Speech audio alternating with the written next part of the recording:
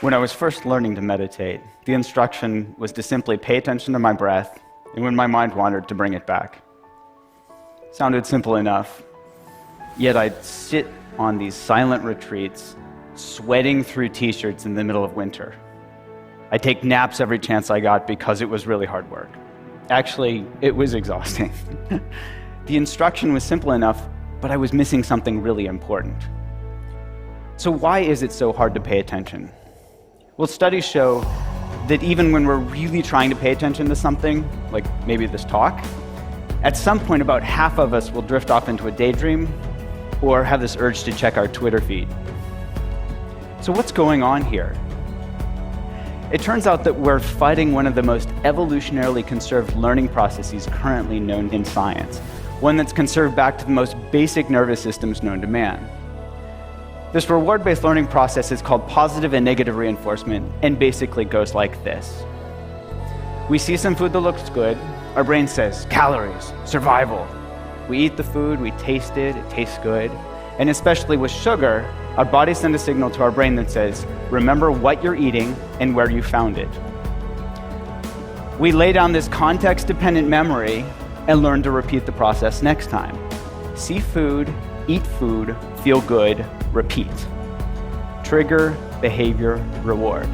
Simple, right? Well, after a while, our creative brains say, you know what? You can use this for more than just remembering where food is. Next time you feel bad, why don't you try eating something good so you'll feel better? We thank our brains for the great idea. Try this and quickly learn that if we eat chocolate or ice cream when we're mad or sad, we feel better. Same process, just a different trigger. Instead of this hunger signal coming from our stomach, this emotional signal, feeling sad, triggers that urge to eat.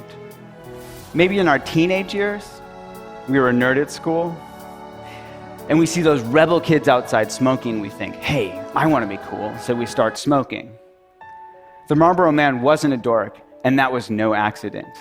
See cool, smoke to be cool, feel good. Repeat. Trigger, behavior, reward. And each time we do this, we learn to repeat the process, and it becomes a habit. So later, feeling stressed out triggers that urge to smoke a cigarette or to eat something sweet. Now with these same brain processes, we've gone from learning to survive to literally killing ourselves with these habits. Obesity and smoking are among the leading preventable causes of morbidity and mortality in the world. So back to my breath. What if instead of fighting our brains or trying to force ourselves to pay attention, we instead tapped into this natural reward-based learning process, but added a twist? What if instead we just got really curious about what was happening in our momentary experience? I'll give you an example. In my lab, we studied whether mindfulness training could help people quit smoking. Now, just like trying to force myself to pay attention to my breath, they could try to force themselves to quit smoking. And the majority of them had tried this before and failed, on average 6 times. Now with mindfulness training, we dropped the bit about forcing and instead focused on being curious. In fact, we even told them to smoke. What? Yeah, we said, go ahead and smoke. Just be really curious about what it's like when you do. And what did they notice? Well, here's an example from one of our smokers. She said, mindful smoking smells like stinky cheese and tastes like chemicals. Yuck. Now, she knew cognitively that smoking was bad for her. That's why she joined our program. What she discovered just by being curiously aware when she smoked was that smoking tastes like shit. Now, she moved from knowledge to wisdom. She moved from knowing in her head that smoking was bad for her to knowing it in her bones. And this spell of smoking was broken. She started to become disenchanted with her behavior. Now, the prefrontal cortex, that youngest part of our brain from an evolutionary perspective, it understands on an intellectual level that we shouldn't smoke. And it tries its hardest to help us change our behavior, to help us stop smoking, to help us stop eating that second, that third, that fourth cookie. We call this cognitive control. We're using cognition to control our behavior. Unfortunately, this is also the first part of our brain that goes offline when we get stressed out, which isn't that helpful. Now, we can all relate to this in our own experience. We're much more likely to do things like yell at our spouse or kids when we're stressed out or tired, even though we know it's not going to be helpful. We just can't help ourselves. Now, when the prefrontal cortex goes offline, we fall back into our old habits, which is why this disenchantment is so important. Seeing what we get from our habits helps us understand them in a deeper level, to know it in our bones, so we don't have to force ourselves to hold back or restrain ourselves from behavior. We're just less interested in doing it in the first place. And this is what mindfulness is all about.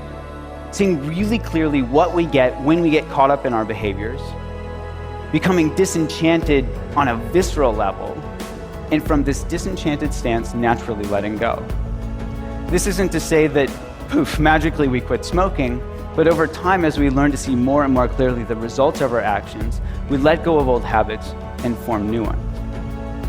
The paradox here is that mindfulness is just about being really interested in getting close and personal with what's actually happening in our bodies and minds from moment to moment. This willingness to turn toward our experience rather than trying to make unpleasant cravings go away as quickly as possible. And this willingness to turn toward our experience is supported by curiosity, which is naturally rewarding. What does curiosity feel like? It feels good. And what happens when we get curious? We start to notice that cravings are simply made up of body sensations. Oh, there's tightness, there's tension, there's restlessness, and that these body sensations come and go. These are bite-sized pieces of experiences that we can manage from moment to moment, rather than getting clobbered by this huge, scary craving that we choke on. In other words, when we get curious, we step out of our old fear-based reactive habit patterns and we step into being. We become this inner scientist where we're eagerly awaiting that next data point.